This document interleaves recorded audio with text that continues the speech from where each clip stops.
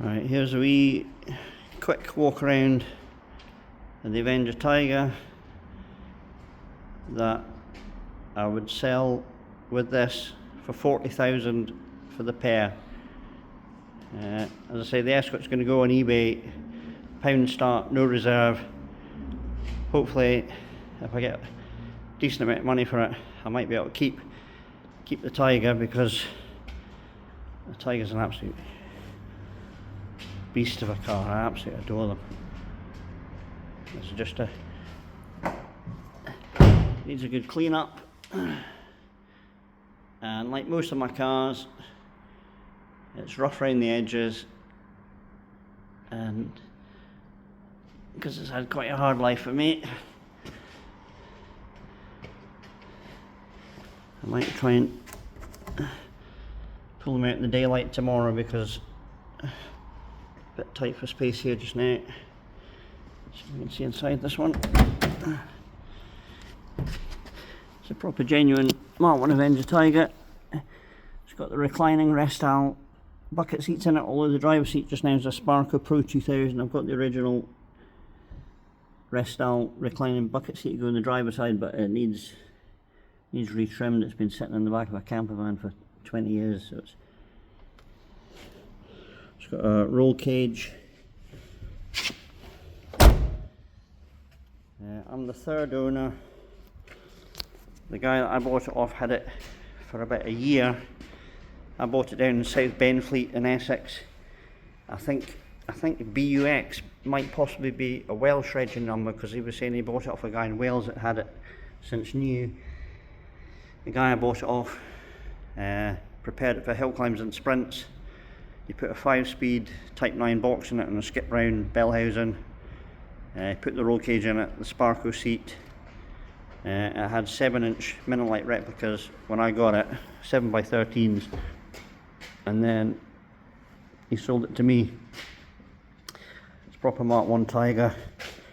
Mark 1 Tigers came with a dummy bonnet bulge, bonnet pins. It should have 4 Lucas spotlights on the front, but over the years I think when I got it, it didn't have any spotlights, but it had the original lamp brackets, the original court bumpers, which on the Tigers they do like a bit homemade, because they're just a straight edge with a bit welded and chromed over.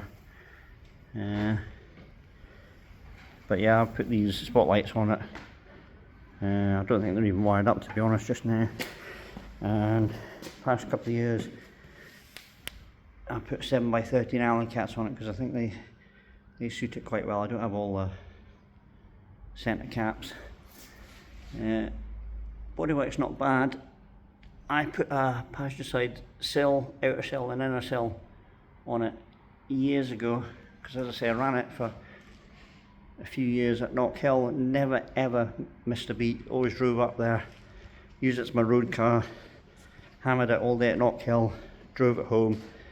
But after pretty much, as soon as the loan was paid off, and it was a £3,000 bank loan over 3 years, I spun going down Duffy's Dip, and I was in the first car on the track, so every single car missed me apart from an XR2, which was the last car, hit the rear quarter and caved in the rear quarter.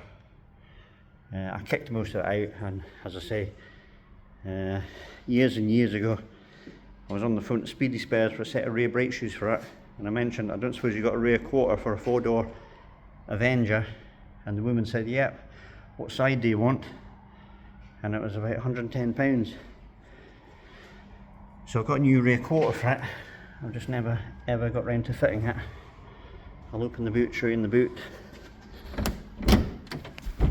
It could do with, where's the keys? There. It could do with the driver's side sill now. I mean, it's not rotten, but, well, it is rotten. I can put my fingers through the bottom of it, but it's not that visible because the car sits so low. Somebody stole the Tiger badge off it, so I went to Timpson's years ago and got them to make one of these badges for a front door, which was the right size, and the font's pretty same, it's the right colour. So unless you're an expert, it looks a bit original, the Tiger bit. In the boot, it's got a Mark 1 Capri fuel tank. The original tank was taken out, and it's got like a stone guard put in, similar to Ford's. Batteries in the boot. What the spare is. I've got the original magnesium mini lights for it. I think 5 of them. And the back bumper is actually, it's a Talbot back bumper. I've got a really good Hillman back bumper to go with the car. But the thing I liked about the Talbot back bumper was, back in the day with speed cameras, although the number plate's clearly visible from the back, it's not that visible if you're sitting in another car or at a certain angle. I'll shut the boot again. So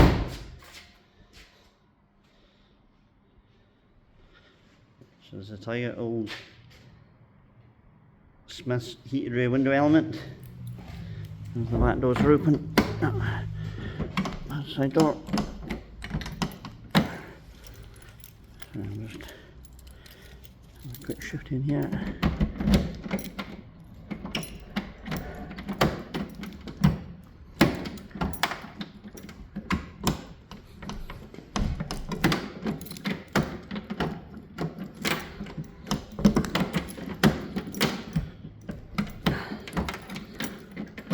A bit fiddly.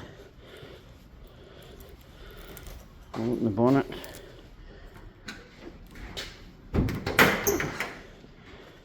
Straight into the bonnet. Good metal. Front wings, that's just loads of stone chips over the years. Because I did a thing called a rally hatch day at Knockhill as well, like a rally cross, which was good fun, but it didn't do the paint any good.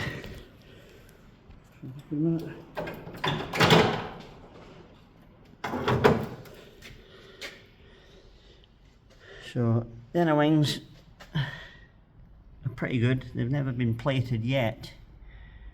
I always find Hillman Avengers, the inner wings are always a lot better nick than Escorts. I'll get a torch. I'll just pause the video for a minute. Yeah, it should have an inline brake servo bolted to that bracket, but when I got it, it'd been done away with, and it had a Talbot Sunbeam, I think, or a later Avenger master cylinder and servo put in it.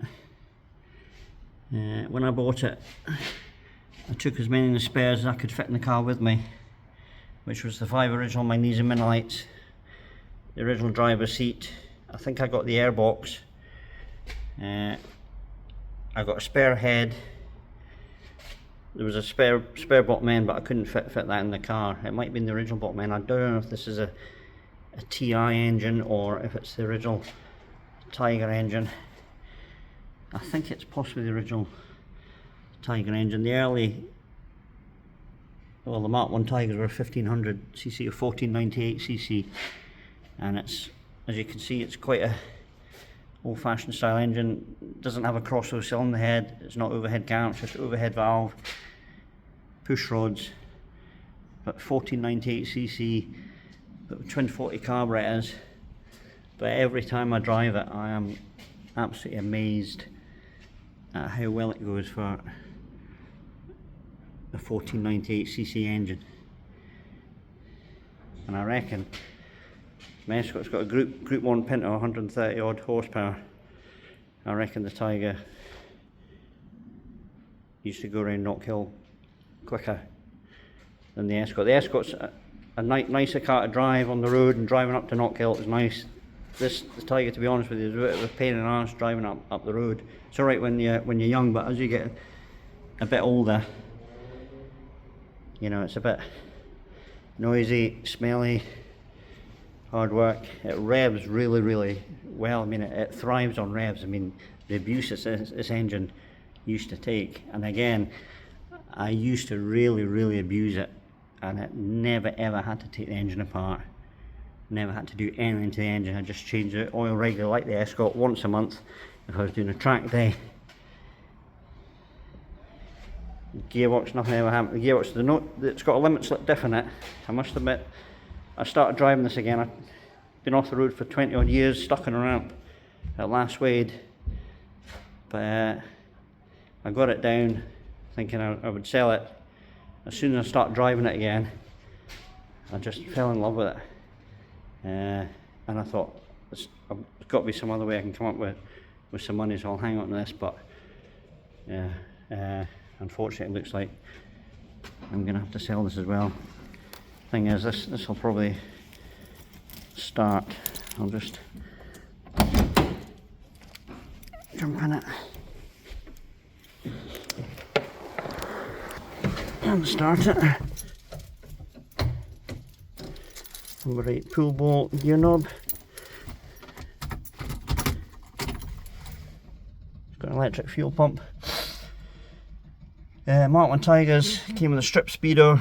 They had an aftermarket pod mounted rev counter on top of the dashboard there, and you can tell if the original, if the rev counter doesn't work. I was always told, and the rev counter didn't work in this, but the guy gave me a brand new old stock one in a box to fit to it, which I fitted to it, fired it up, it worked for about 5 minutes and then stopped working, so I'll see if it'll start.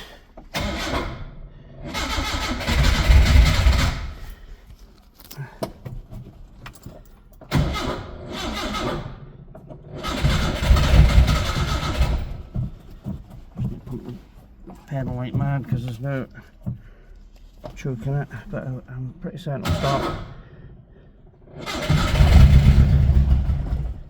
I'll get my other foot in.